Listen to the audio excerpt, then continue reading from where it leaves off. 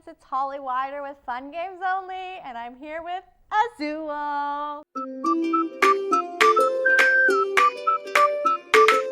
One of my favorites from last year. It was like a fan favorite among friends, so I'm very excited to be teaching it to you today. So it is the designer Michael Kiesling who did To Call, which I actually haven't played yet, but I'm sure it's just as great. Okay, so Azul is like a very basic drafting game with a little bit of a twist. I'll explain the basic kind of premise of what you do on your movement, and then I'll explain the scoring in Azul. So what you're going to do is you're going to choose one of the center pieces here, one of the singular ones, and you're going to take all of the one color on that tile. So for instance, if I was taking this one, I could take all the red and I'd leave the blue and the orange, or I would take just the orange or just the blue. Any pieces that you don't take get thrown into the center. And then that center also becomes another piece that people can take from. So I do that. I throw the blue and the orange in the center, and I take my red pieces. I'm unable to put it in spaces that already have pieces in them. So you'll see the first, second, and third row already have pieces. They're not red, so I cannot put them there. So I will put them down here. I cannot place tiles in spots here that already have different colors, so I couldn't mix and match colors. It has to be a completely empty row. So you're going to want to put the reds down here because there's no reds there.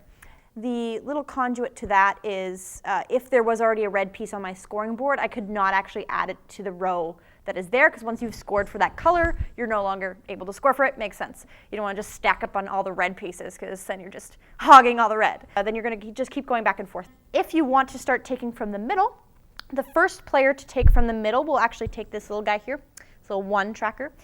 It will go in your negative score, so you do get a negative score for taking it, but you get to be first player next turn. So that's how the players change around.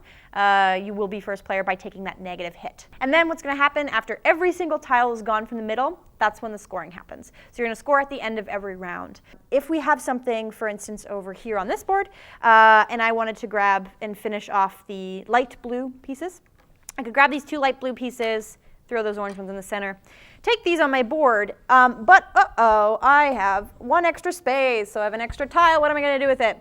You're going to throw it down into the naughty area down at the bottom, the little negative scoring down here, which is going to affect your score at the end of every single round. So if you do end up taking more tiles than you can put on your board, well, that's a problem.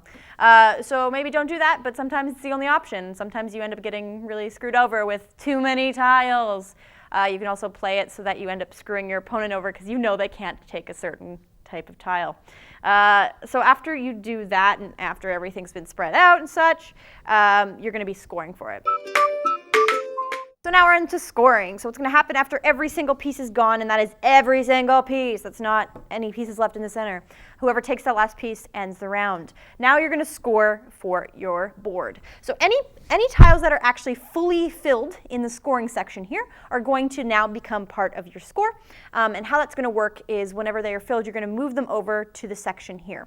So for the first one, I have the orange done, so I'd move it over here. You will score points based on how many tiles are adjacent to the tile that you just placed. For instance, if I had something like this, and for my turn, I ended the round with this orange one here, I could place it here, and I would get points for all the vertical and horizontal lines there. So I would go 1, 2, 3, 4, 5, 6. So I get 6 points for just placing that tile. So tile placement is very important in this game. Any tiles that are left over go into a discard pile, which will only be added back into the bag once the bag's empty. So that really kind of helps with the ratio of how many colors versus what you're going for, etc. So that's something to watch out for. If you notice that everyone's going for all red, there's probably not a lot of red left in the bag. And then also at the end of the round, I would subtract for anything here. So I get -1, -1. Ooh, no, but I get first player next round. That's exciting. 1, 2. So that's subtracted. And then you will reset up the board. And you'll take the tiles out of here, refill them over here. So the game is actually going to end if at the end of a round I placed my blue one there. I have completed a horizontal row. That is going to end the game. So once everyone's scored for that round, then you're going to do final scores. So there's no more rounds, you don't add any more tiles, you're done. So you got to keep your eyes on everyone else's board, knowing when the round's going to end. And then we'll do final game scoring. So how the final game scoring works is you get 2 points for every horizontal, 7 for every vertical, and 10 if you have 5 of one color on your scoring track, like so. 1, 2, 3, 4, 5 blue ones. My favorite color. Whoever has the highest score ends up winning the game. So that's Azul. Thanks for joining me. I hope we can play sometime soon. It'd be fun.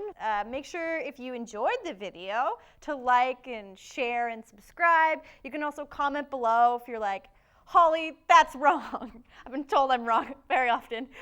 Or, you know, if you enjoyed it, or if you want to see something else, or suggestions, or what you like about Azul. I really like Azul. It's fun. I'm a 2-player person, so because I don't have a lot of friends, it's good to be able to have games that I can play with 2 players that also have that strategy to it. So thank you for joining us, and see you in the future. Let's get started.